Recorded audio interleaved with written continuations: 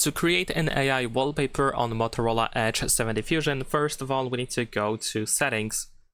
Now over here in the Settings, we should be able to scroll down a little bit, and you want to go to Personalize. Now once you open Personalize, then you can tap on the current lock screen wallpaper to open Wallpaper Settings, and then to start generating AI wallpaper, we need to go to Image Studio over here, tap on Get Started. And then we need to create a Moto account. So if you don't have a Moto account, then unfortunately you will have to set it up first. You can tap on Unlock with Moto account in here in order to sign in. So let me quickly do so. And the good thing is that we can just continue with Google, so you can easily set up an account if you don't have it just yet. Alright, so now once you have access to your Moto account, and once you have access to all of these options, you can choose create an image in here.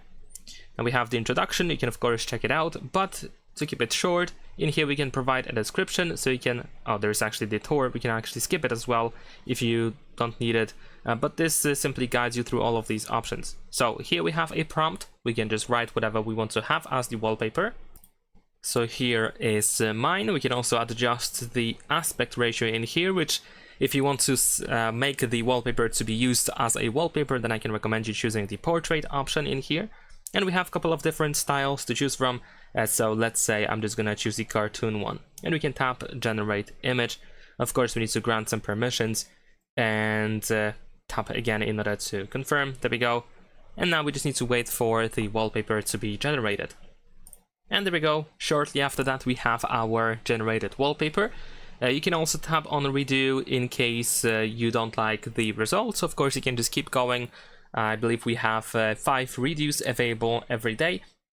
And once you find the result that you're happy with, what you can do is you can, for example, save the image, or you can tap on these 3 dots in order to immediately set the image as a wallpaper. So this is what I'm gonna do.